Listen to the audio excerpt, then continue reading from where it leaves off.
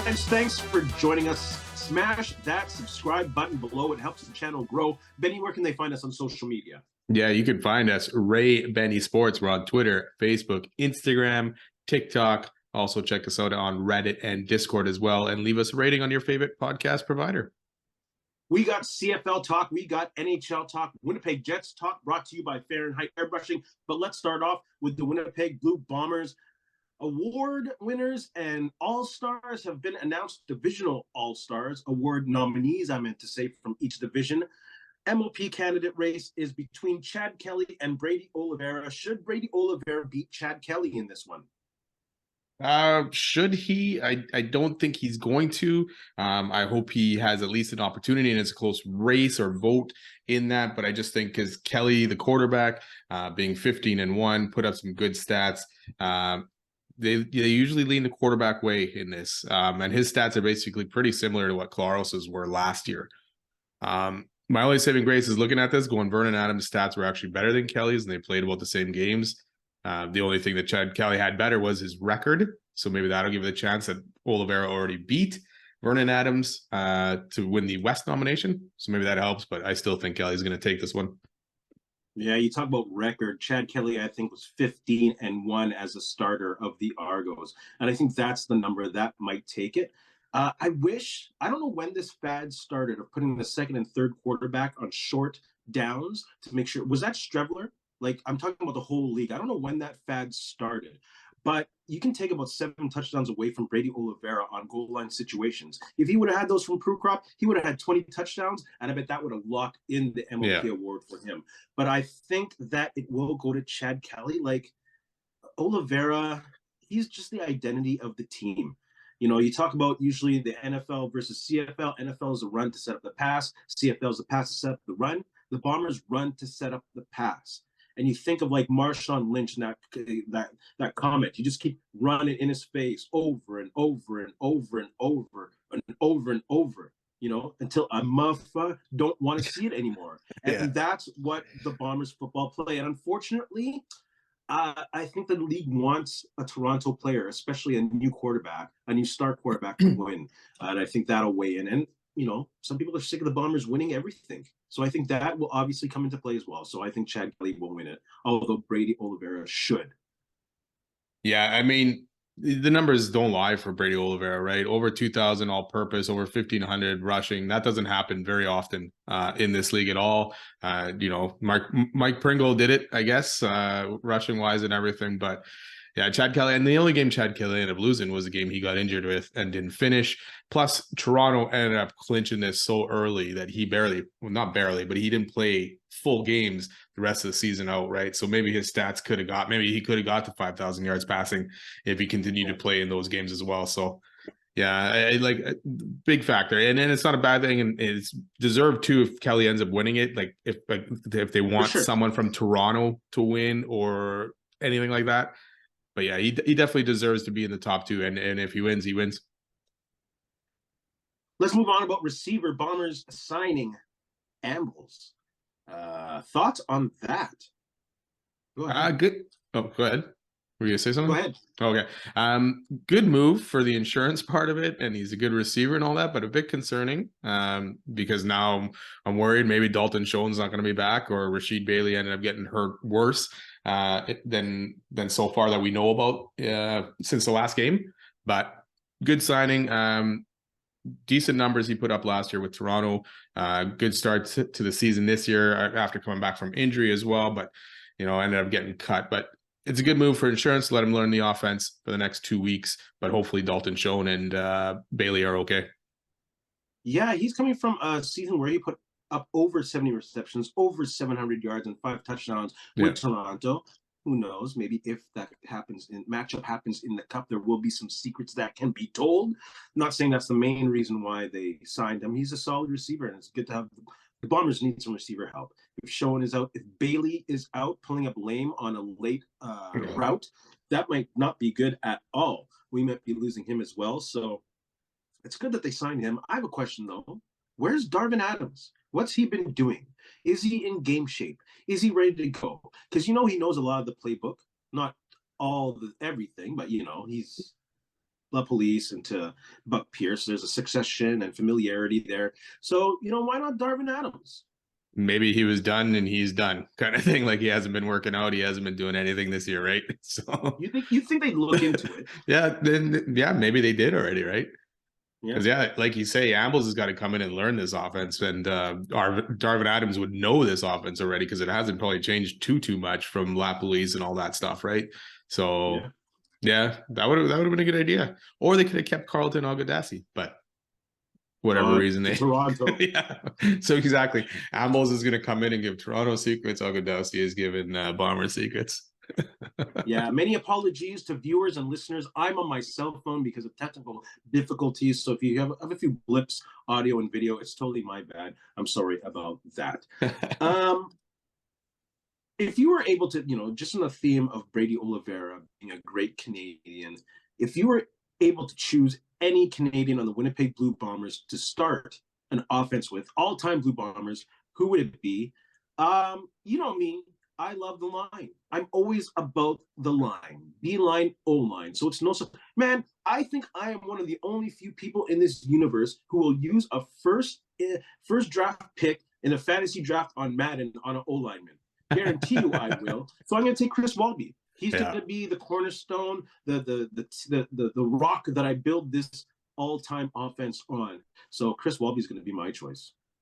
I agree with you. I always like to building from the O-line, D-line out kind of thing. And they've had some good, the Bombers have had some really good Canadian players. They've had some good running backs, obviously Oliveira Harris, Jerry James, good receivers, Poplawski, House, all that kind of stuff. But yeah, you got to start at the O-line and you got to start in the trenches. And I would go Chris Walby as well, because he showed he was one of the best linemen in Winnipeg and in the CFL. So yeah, I would take him for sure. My top three, I went a little deep on this one. Chris Walby, David Black, Doug Brown. I'm starting on the line there. David Black. Doug Brown's defense, though, right? He said offense right now. On the line. Okay. In the trenches. Yes, yeah. I can't pick all three offensive linemen, but David Black was awesome. He could play up and down that line at various positions. He might have won offensive lineman of the year at guard. And Doug Brown is just legend at defensive tackle. So those are my top. That would be a pretty sweet start, actually, right there. Dude. Bomber fans, put your thoughts below. Favorite Bomber Canadian of all time? Jerry James. That's so good. Oh, yeah. Who should be the next head coach for the Saskatchewan Roughriders? You go first. You know what? Jeremy O'Day has to get this right. So, he's got 3 more years. Whatever happened in the past is gone now. So I think he's going to hedge to someone who has some experience in this position and who's been coaching in the CFL before. I'm going to go with Scott Milanovich. I think you'll end up getting the job just over some of the other guys that are kind of new to it all. Like if you went Buck Pierce, hasn't been a head coach before, or say Jordan Maximic from BC, to name a couple guys. They're new. They're not a head coach yet. Jeremy O'Day and Saskatchewan fans will not sit through another losing, terrible season. So he's got to get this right. And I'm going to go with Scott Milanovich. Yeah, Scott Milanovich is a hot pick. He has the experience. He's good with quarterbacks. He has experience with Trevor Harris. But I think they need a full culture change. And I think they need a new guy. And I think Corey Mace is the guy. He's a young guy who's been in the league. He's Canadian. He was a great player. And he's also, who did he learn under? John Hufnagel. So he has a bit of old school as well, old school accountability. He'll call people out, and he's an excitement. And he's worked under Dinwiddie, who's great with new players as well. So I'm really high on Corey Mace. He reminds me very much of Michael Shea. Yeah. A coordinator, a young coordinator who's a Canadian who excelled, who still has ties to the junior game, who probably still has ties to U Sports. Man, that should still be called CIS. That was a badass name. CIAU sounded preppy. I love CIA. And what's U Sports? Garbage. Any which way. I think Corey Mace would be, but Henry Burst would be a cool, shiny one. That shiny new toy. Maybe want to come back. But like you said, I think a little more coaching experience. At least Mace has coordinator, but Henry Burst, even though a lot of people want to see that, I don't know if that'll work out. Yeah, I would love to actually see a new guy, not have the recycled guys. I know Milanovich hasn't coached forever in the CFL, but it's usually a rehire again all the time, right? So a new guy would be great. I just don't like the new guy having to go with O'Day because I don't trust O'Day right now after what's happened over the last few years. And I would hate for that to be their first chance is with O'Day. But hey, maybe O'Day will surprise us. But right now, I don't have faith in the guy. Like, I've been very hard on Jeremy O'Day for a while, like this whole season. But he has brought in some talent. And I definitely have questioned Dickinson's ability to control that locker room since that whole Marino thing. And that was a long time ago. Yeah. So, maybe O'Day's great at player acquisition. He was just stuck with Dickinson because Chris Jones gave him an extension. So they were screwed with all those assistants. So they had to keep him. So maybe I was a little hard on O'Day. I don't know, bro. Hey, we'll find out next season, depending on who he hires and all that and how it goes, right? Because if he thinks he's doing a good job, most of the players are going to be still there or he's going to bring them back. So we'll find out. It'll be interesting. But I do agree. Dickinson roster's pretty good. Yeah. They had a good start. They had decent games. Their D looked decent at times. But yeah, I agree. I agree on the Dickinson front. Like his coaching went straight downhill since the West Finals and all that stuff. So yeah. And maybe it was just because Fajardo got hot and the offense got hot is the only reason why they ended up making those West Finals in the first place. Because they were not good after that. And their O-line has definitely deteriorated over the last couple of years. But is that O'Day? Yeah. That's O'Day. And Chris Jones as well, though. Chris Jones as well. But we talked about their O-line in the offseason last year of how he had to do something to that O-line, and he didn't do anything really. So no, or whatever he did not work out anyways. Saskatchewan fans, put your thoughts below. Who should be your next head coach? Let's go into the quick and dirty predictions for the CFL playoffs. Ticats, Owls. How do you see this one going? What are these matchups you're excited to see? What does each team have to do to win? Let's talk about this. Man, I think the Ticats have to keep Fajardo in check, under 250 yards, 0 passing touchdowns, preferably. Montreal, I think, has the least amount of offensive touchdowns in the league with 31. So there's an opening there for Hamilton if their defense could be almost perfect. Yeah, and their D-line has to get after him, cause him to make mistakes, because when he starts getting hit, he gets rattled. He starts throwing balls wherever, interceptions, turnovers. So that D-line for Hamilton needs to be involved in this game, and they need to be involved early and get after him. Yeah. You talk about the line, like who do you think has a better rushing game between these two teams? Who has to establish that rushing game? Because, you have Stanback, but you also have Butler. Yeah, I think both of these teams are actually going to need to rely on that run game. Whoever has the best run game in this one is probably going to win because they have question marks at quarterbacks on both sides. It sounds like it's Schultz and Bo Levi can both be playing in this game.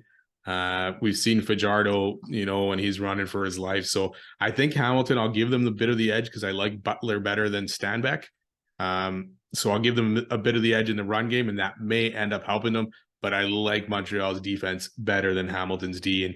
And this is where Montreal kind of built it up with Sankey and Sean Lemon and all that, bringing those guys in to shore up that defense and the D-line and linebacker crew. So as much as I like Butler better, I still think he'll be contained enough by that Montreal D.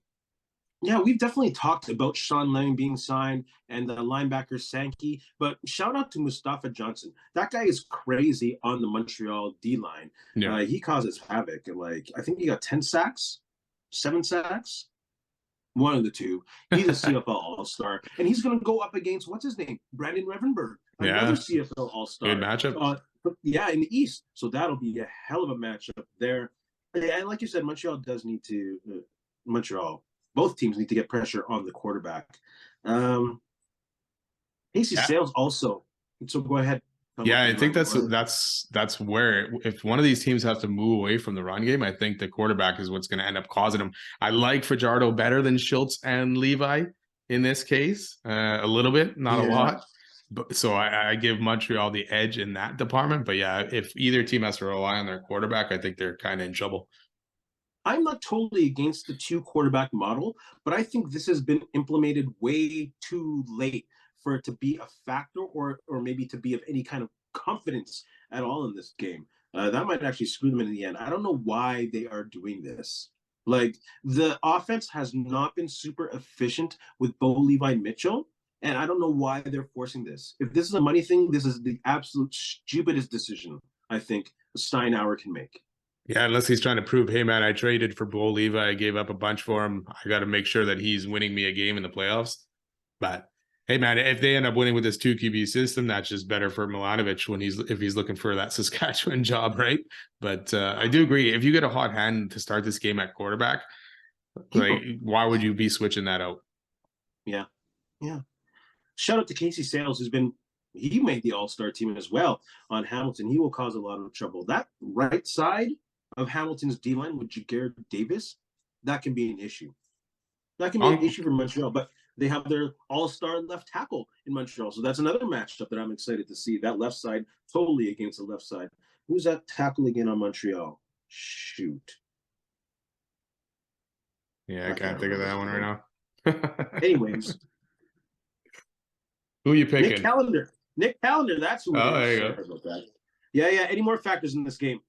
No, I think that's it. I think we've covered a lot of topics. There are factors in this game. I expect this probably to be a low-scoring game as well. I don't see a lot of scoring going on with these two offenses, but should be a good one. It'll be close.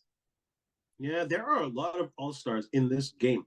We've already mentioned James Butler, but Montreal also has Tyler Beverett, and they have that crazy Canadian safety, Dequay. So I don't know if they'll be able to get that rushing game going because on every level, D-line, linebacker, and secondary, they have someone who can stop the run on Montreal. Yeah, and that's what they did, man. They put, like we had talked about this earlier. Why weren't they going looking for any O-line guys throughout the season? Why were they signing Sean Lemon, Sankey, all that kind of stuff, right? They built that defense, and I think they figured, you know what? Obviously, we know a lot of times defense wins championships, but if your defense is really good in the playoffs, especially in cold weather, you definitely got a leg up on the opponent. Yeah. And with James Butler, he has to get big yards on first down because Hamilton's horrible at that. That's why they're always in a bad position. They're always second and long. If they can get 6-7 yards on first down like the Bombers do, maybe they can win this game. Maybe. They'll have to. It'll be on Butler. Stamps Lions. Thoughts on that? Did we pick a winner there? Oh, sorry. Go ahead. I'm going to take Montreal. I just think they'll again, better defense, slightly better offense. I think they'll take this. And being at home. I agree. Montreal on this one. This will be quick and dirty predictions, and I'm just going on and on. Stampeders Lions. Thoughts on that one? There's so many good matchups on that one. I can stop. Yeah, this will be a good one. For me, it's going to come down to Vernon Adams. He's got to use his weapons. The BC offense has to use their weapons. They're not going to have Tyler Renzel, is he playing? I'm not sure, but BC's run game hasn't been good this year. So it's going to be all on Vernon Adams and the receivers. And Vernon Adams, for the most part, besides that last game a couple of weeks ago, has been pretty good against Calgary. Over 70% completion, 6 touchdowns, 3 interceptions only. So he's been very good. So if he can get that, I like to see the battle between those receivers and the Calgary DBs, and see how that goes. But I think that'll be a big factor. Yeah, that Calgary defense is sneaky good. Yeah, they've had some good games this year. They have Mike Rose on that. That's a matchup that's going to be good. Mike Rose against Suk Chung on the BC D line. We know Suk Chung very well. Mm-hmm. He's an aggressive, dirty, not dirty against the rules, dirty as he gets in there to get those blocks. He likes to be a road grader, as they say on the O-line. That matchup with Mike Rose will be primetime, I think. Yeah. Because if he can stop Mike Rose and at least get a decent running game, well, if he can stop Mike Rose, then that means Vernon Adams has time to pass the ball. Yeah, and it's in a dome, so there's no weather conditions, nothing's going to affect any of that being in BC. Big crowd as well going on for BC in this one, so this is a chance for Vernon Adams and that offense to really get it going, and we'll see. I mean, is Rick Campbell going to have a short lease on Vernon Adams if he doesn't have a good first quarter or something like that, or good first half? I don't know. He's made some weird decisions so far this year. You know what? I don't think they really will get the running game going. When you're messing around with Mike Awe, no. He might be a dirty hitter, but he's a dang good linebacker. Yeah, I think BC is going to have to win this game in the air, through the air. How can Calgary win this game? Run that ball, man. I mean, we've seen it. Not rely on Jake Meyer to win this game for you. Run that ball. Keep the ball, which keeps the BC offense off the field. Jake Maier has Yes. not been good against BC so far. I mean, he hasn't been good really this whole season, but against BC under 60% completion as well. So yeah, run that ball, get Kadeem Carey, Peyton Logan, Dietrich Mills, work them all in really, and just pound away at that BC D. And like you said about Oliveira, pounding a D and getting them tired, that's the key for me for Calgary to win this game. And it takes their soul away too. Yeah. If you keep beating them, just like I said with Marshawn Lynch, if you keep beating them in the face, running over them, they don't want to mess around anymore. No. And also, your offense, watching that happen to your defense, that's disheartening. Yeah. Jeez. Come on. For some reason, I know why I'm cheering for Calgary, because they seem like the easier path to the Grey Cup. Reggie Begelton. He's a big-time receiver, but he has to deal with TJ Lee, who's also CFL All-Star, and former Bomber Marcus Sales. I think it might be hard for him to really get going in this game. That's even more reason to really lean on that Calgary running game. Yeah, I could see Begelton still having a good game, but he's going to need some other guys around him maybe to step up. And I mean, besides that running game, Jake Maier is going to have to have a clean game here. No interceptions, and no turnovers, really. Just smart. Because like you say, BC's got some good ball hawks back there. That'll cause a lot of problems. And we've seen that D for BC step it up a few times this year. I know they've been hit and miss kind of in the second half of the season where they've been really good and really bad. So, but I think they'll cause problems for Jake Maier here. And it's like huge crowd in BC is expected for this. So that'll be an issue as well. Opening up the upper deck. I can't wait. Begelton is top 3 receiver. Yeah. Second most receptions. Top 3 and 30+ yard receptions. He can break it open. Well, Jake Maier had tons of yards, right? Like his yardage was up there, but a lot of it was garbage time, late time, or whatever, right? So, but he's shown he can do it, but not to win games necessarily. So you are taking the Stamps to win this game? I'm going to take BC to win this game. I still think their offense will be better than that Calgary one, being at home, all that kind of stuff. I think Vernon Adams will bounce back from. He hasn't been too good this second half of the season. Stats, yardage, all good, but other than that, he's made a couple mistakes here and there. But I think he'll ball out this Saturday actually, and I think BC will win. Yeah, I'm gonna take BC as well. It's just and even on defense for the BC on the defensive line, they have some good talent with Barron and Betts, and they're gonna cause trouble for Calgary to get that running game going. I think so. BC at home. Yep. CFL fans. So yes. No, yeah. Go ahead. Sorry. Gotcha. CFL fans, put your predictions down below. I was like, what are you gonna say? Okay, let's talk about the Winnipeg Jets. Brought to you by Fahrenheit Airbrushing. Stand out on the ice, pavement, or on the field with a custom airbrushed helmet or goalie mask.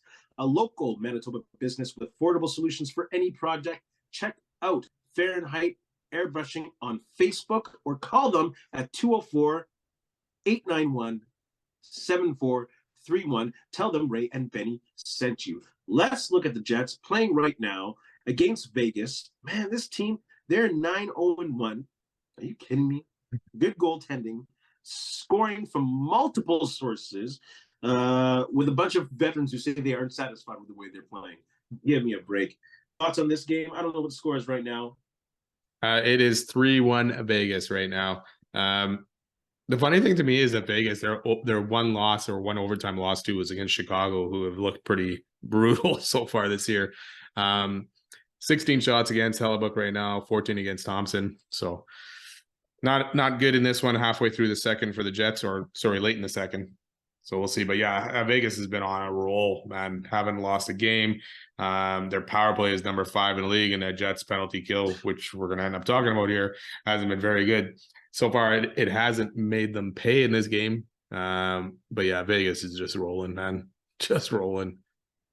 Do you know Shane Heide works for the Knights? He's doing their analysis. Yeah, he's been there for quite a while. He's getting a ring. He may have left right once Vegas got there, I thought. Or maybe he was here for a season or two when they got there. Did he leave when Dennis Bayak left? No, Dennis Bayak was still here with the Jets. I mean, until the last couple seasons, right? No, when Dennis Bayak left, is that when Shane Snidey left? No, he was gone long before that already. So who knows? He gets a ring though, so shout out to him. Yeah. looking for Kyle Connor and Kyle fucking Connor. They're looking for Kyle Connor and Adam Lowry to have big games. Yeah, you like that, eh? They're point a game players against Vegas, and the 7 times they played them in Vegas. Kyle Connor, of course, with the 3 goals. So it's gonna be tough though. They're gonna have to out physical. Oh, it's 3-1. 3-1, yeah. Know I'm going through these notes. Why am I going through these notes? It's done already. Kyle Connor scored. There you go. A little validation is nice. It's not over yet, but yeah, I don't expect good result for the Jets in this game. No, Vegas is pretty good with the lead. Yeah. So let's talk about the Coyotes on Saturday. They're an up and down team, but they're kind of surprisingly at 4-4-1. What are your thoughts on this matchup? Yeah, good start to the season for Arizona. Like you said, being 4-4-1. A couple of losses to the LA Kings, who also beat the Jets, and a couple wins, like a big win against Chicago, 8-1. So I mean, they've beaten up on the lesser teams, and mixed in there. But their power play is actually their power play is decent. It's better than the Jets, but their penalty kill is actually worse than the Jets. So maybe this is an opportunity once the Jets get there. But Coyotes also, they're only a point or a couple points behind the Jets right now, or right under them in the standings. So this is going to be a close game, I expect. And we'll see. Hopefully the Jets can pull it out, especially if they don't pull it out tonight. I think the Ducks have beaten the Devils and the Ducks. The Arizona, you mean? Huh? Arizona has beaten the Devils and the Ducks, yeah. Yeah, that's what I said, right? Yeah, well, you said the Ducks have beaten the Ducks and whatever. So. I see. Arizona's beaten the Ducks and the Devils, which is pretty impressive, even though the Ducks aren't supposed to be that good. But I think the Jets are going to have a tough time against them.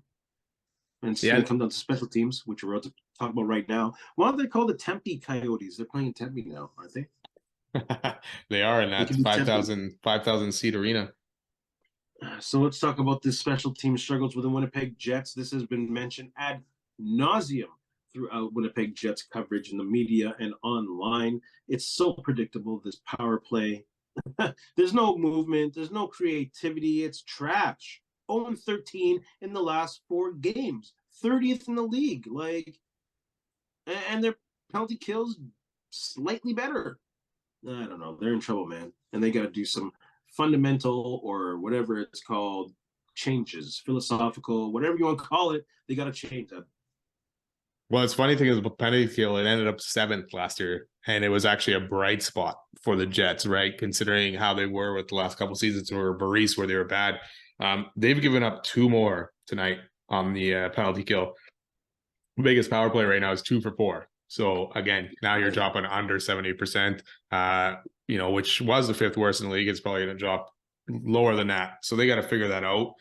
Because you're giving up a lot, especially that your power play is not scoring. Like, they haven't scored in 4 games. I think 14 attempts now, maybe actually more because they've had a few more tonight. So that's not good. There's not a lot of movement. You're not striking any fear in the other team's penalty kill at all. You're not getting guys to move. You're shooting the puck straight at guys because they don't even have to do anything. They moved Perfetti up to that top line, but it hasn't really changed much. And to me, the second one is not that great. You got Ehlers, and then you got Nemestikov and Niederreiter, right? Those are your main forwards. They're not big goal scorers, potentially, besides Ehlers, right? So it leaves a lot. Maybe when Velarde's back, it'll end up helping that first unit, which then helps putting more talent on that second one. But the Jets right now are losing games because they're not able to score on that power play or stop on the penalty kill. I don't think it's lineup wise. I think it's scheme wise. Oh, for sure it is. But they're stuck in this thing where they're passing the puck back and forth around in a circle. No one's in front of the net trying to be a distraction. Put someone's big ass in front of the net. Put Appleton in front of the net if you have to. Put him up on the power play if you have to do that. You have Lowry who's playing the penalty kill. Put him on the second power play and plant his ass in front of the net. Put Niederreiter in front of the net. That's another 6 foot, 200-pound guy. Yeah, Nemestikov is not small either. In the slot. Oh, yeah. Make some trouble for the goaltender. Get some rebounds. It's ridiculous. But that's what they've been for years, looking for that special shot or that perfect shot kind of thing, right? They move it around a lot and they look for that cross ice pass, and it's worked, in the past, but it's not working at all this year. So something needs to change, and you can't continue to just do the same thing. And like you say, that power play is boring. It's just pass it around the edges and that's it. And the penalty kills got to be more aggressive. They got to try turnovers, not get these easy passes and just watch. What's going on there? Like, come on. I was going to say 8 out of the last 9 games they've let a power play goal. This is 9 out of the last 10 now. Yeah. Give me a break, Jets fans. And that's the thing. I mean, they've been decent. They played well this year. This is what's kind of killing them from finishing some of those games and winning those games. They had a power play going into the overtime against Rangers the other night and generated nothing. And usually when you're on a 4-on-3 power play, teams usually score in that situation. The Jets, nothing. So, yeah, they got to get that fixed and fast. It's great that they have a 5-point game streak where they get a 5-game streak where they get a point, but they should be 5-0. In those ones if they had competent special teams play. Let's do the quick and dirty Canadian team power rankings. Emphasis on quick. Oh, this one was the emphasis on quick. I didn't have to rush the CFL playoff talk. Any which way, we're already here. We're not going back. Who do you got at 7? Calgary. I mean, is there any other question who would be there? No. They are bad. They beat the Jets and then haven't won since, I don't think. Can't remember. Do they have 1 win or 2 wins? 6 losses in a row. No, 1 and 6, aren't they? Yeah, 1 and 7, I think. Oh no, 6 losses in a row, maybe 1 and 6. 1, 6 and 1 or something like that. They can't score. Probably the worst defense in the league. They are bad. 6. I'll stay in Alberta. Yeah. Edmonton. They're missing McDavid, no doubt. He's back, so we'll see. They got Dallas. We'll see. Not this game, but Edmonton's at 6 for me. Yeah, I got Edmonton at 6 as well. They're actually down 4-3 right now against Dallas. We'll see if they can pull that out. But yeah, they got some work to do as well there. Not bad. Who you got at 5? I'm going to throw Ottawa there. What a season for them with a lot of high expectations. So far, it hasn't started off on those expectations and a lot of behind the scenes stuff as well, kicking them in the butt. So they're at number 5 for me. After such a good start, 1 and 3 in their last 4. Yeah, I got them at number 5 as well. Number 4, I'll put our Winnipeg Jets there. Point, like I said, in the last 5 games, it should have been more. Yeah. Should have been more with a better power play. Yeah, I got Winnipeg there. I got Winnipeg there as well. A lot of drop points, like you say. And hopefully they'll figure it out because they could be a good team. We'll see. Who do you got at 3? I'm going to have to put Toronto at number 3, even though they've been kind of up and down all over the place as well so far this season. But for me right now, they're at number 3. I'll put Canadians at 3. Really impressed by their grit and effort. St. Louis got some doing something special. Jake Allen just had a crazy game, like 40-something saves. And their 5-on-5 play, they're outscoring everyone like 16-7. Dang. So I'm going to go Montreal. And they lost to Toronto early in the year, like 6-5. So I'll go Toronto at 2. I don't know if 2 is a reflection of how good they are or how so-so the other Canadian teams are, but I have them at 2 with their good players kind of playing okay. Yeah, and Matthews and Nylander. Yeah, Toronto was down, I think, big in that game against Montreal and then forced to come back and then won at 6-5 in a shootout or overtime, one or the other. But yeah. I'm still putting Montreal at 2. Just been a little bit more consistent. Yes, Allen has won a game. He pretty much won that game against the Jets, last weekend. But I like what Montreal's doing so far. Will it continue this whole season? I doubt it, but good start for them. Who do you got at 1? I can't believe I have these guys at 1. I got Vancouver at 1. I mean, great start to their season. They started off with a couple big wins against the Oilers. Elias Peterson is scoring again. And I think he's 2nd in points right now in the league. So great start for Vancouver. Again, we'll see if they keep it going. But who would have thought Rick Tocchet would have the best Canadian team in the league right now? Oof. And their dudes are playing good. Yeah. The guys that need to play good are playing good. You mentioned Peterson, Hughes, Demko, Hronik, Miller. Didn't he play for St. Louis? JT Miller? Yeah. Well, he was on Rangers last, right? Or was he Tampa and then the Rangers? Can't remember now. Did he win the Stanley Cup with the Blues? Or am I thinking someone else? Yeah, I can't remember. It's crazy there at number 1. Sure. Why not? It's still early. We mentioned the Sens earlier. Their owner, new owner, blasted the league. Thoughts on that situation? I loved hearing him talk because usually owners and whatever are so, what are they? It's not coach speak, but it's just like they toe the company line usually, right? And don't really ever say anything bad. But I like that he came out. He was frustrated, right?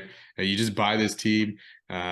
They don't tell you that there's an investigation on some dealings on a trade, that they didn't file right paperwork, or that one of their guys was getting investigated for gambling or anything like that until after the sale was through. So I get it. I see his frustration. I get his anger. So I kind of liked it. Sucks for him. And it sucks that the team ended up losing a first over some botched paperwork and all that stuff. That penalty does not make sense to me, considering what Chicago got for what they did. Yeah. But yeah, I feel for the guy, and I think the NHL kind of did him dirty. How does what the league did this year benefit the league any? Like, it's a joke. If the way they handle business in the NHL is from rainbow hockey tape to Mike Babcock to this kid losing half a season for gambling. Who gives an F if it has nothing to do with the result of a game or in the league? It's a joke. It's hypocritical. It just reeks of the way things are done in the NHL all the time by Gary Bettman. It's funny because you watch a game and they're constantly flouting gambling. It's like, hey, bet on this before the first period or the second period starts, do this and all that. And then it's like, then you get the guy for gambling.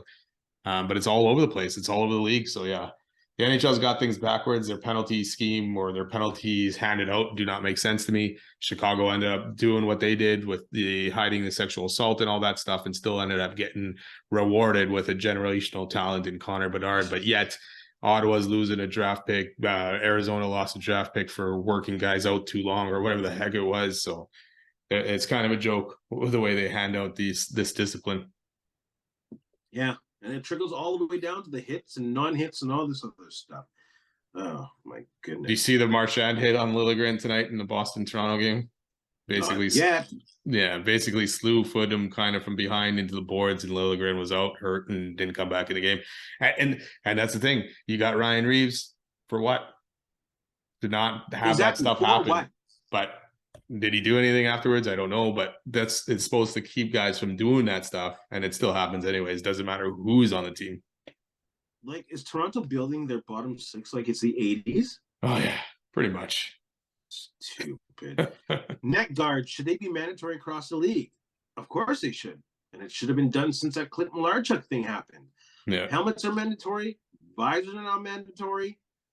Absolutely. These guys are flying through the space, sometimes in the air with knives on their feet. Come on, make it mandatory.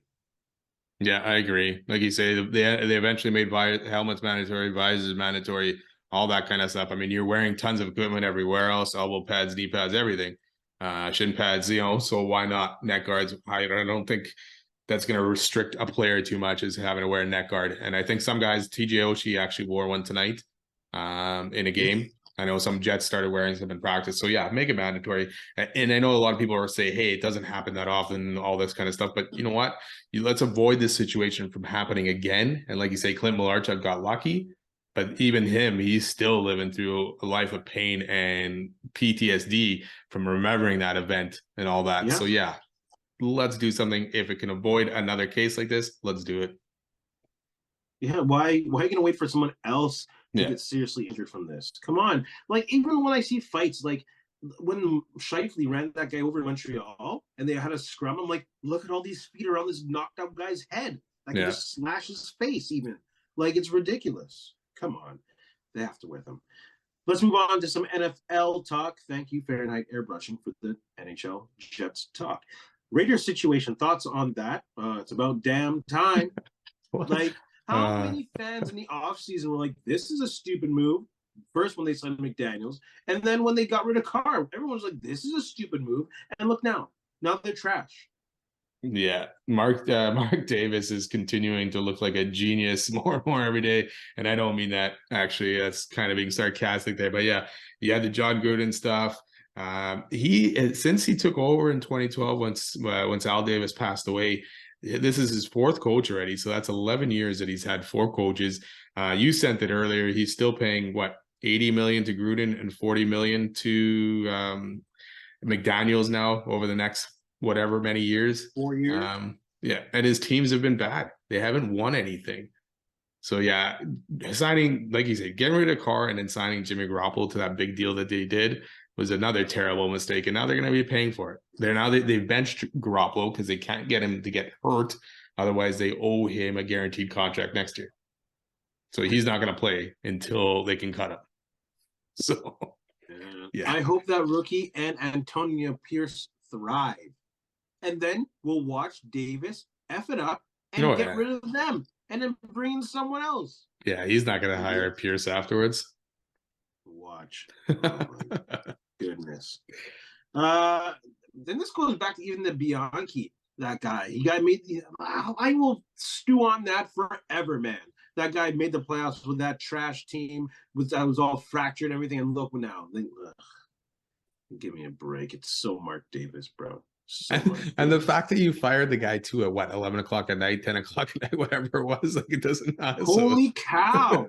Holy cow. Like, what are you I was doing? making pizza rolls at midnight Winnipeg time, and I'm like, what is this happening? What? Stupid. Best move at the trade deadline. I'm going to go with the Eagles getting Kevin Byard. Like, that's a pretty boss move, solidifying your secondary like that. The secondary is struggling with injuries. They rank bottom 5 with passing yards. They're top 5 in sacks. So that guy, it's going to be like a Minkah Fitzpatrick kind of move. It solidifies their secondary, and he'll be a big-time player, I think, for the Eagles. So I'll take them. Yeah, I couldn't pick one. I liked all 3 moves by every team, or the 3 teams in the NFC. Seattle trading for Leonard Williams, the Eagles for Kevin Byard, and the Niners going after Chase Young. Nothing, I mean, besides Seahawks giving up a second for Leonard Williams, nothing very expensive there either to help those Ds. So I like all those moves, especially that those are probably your 3 favorites along with the Lions right now in the NFC. So we'll see which one works out after all those moves. But yeah, I couldn't pick one out of those. But again, each team kind of followed. It's like, hey, the Eagles did this. The Seahawks are, okay, we got to do this. And then the Niners are like, oh, we got to do something too. So it's fun to see because usually the NFL makes no trades, right? You know, guys are scared to trade away draft picks because of what it would do and all that stuff. So it's fun to see some trades get made. Are you effing with me, man? No way. I picked Byard because I thought you for sure would have picked that move by San Francisco, who traded a 3rd rounder to get a talent like Chase Young to reunite the Ohio. How can you not pick that? I couldn't. You're not backing off that because you didn't want to be called a homer, are you? Because that trade was amazing. That's the best trade. Then I'm changing mine because that's insane. I thought you for sure you'd take that. That trade was insane, bro. I'm changing. Okay. That's the one. That's the best one. They won. One, I partly couldn't because yes, everyone would just say that I'm a Niner fan and that's it. But I do like the other moves. And I do have them written down here as well, because Leonard Williams is a good move for the Seahawks as well. We'll see what Chase Young does. I know it'll be awesome having Chase Young and Bosa on one side because Bosa's been getting double teamed and no other player's been able to get through and break through and make those sacks and help that D out. So yeah, it'll be fun to watch that. We'll see how it goes. Yeah, and that in conjunction with Debo and Trent Williams coming back. Well, they need to, they got to stop that freaking slide because everything's going to hell right now for San Francisco fans. Holy. Yeah, and they got to incorporate George Kittle more. They got to incorporate him in the offense more. He's got to get at least 5 to 7 receptions every damn game. It's hard though because you got him, you got McCaffrey, you got Debo, you got Ayuk. But it's funny, Kittle doesn't seem to catch any passes until, say, Debo's out. Otherwise they just have Kittle blocking for most of the time. So yes, they got to be able to use all those guys and scare defenses and not have them just keying in on someone or one guy.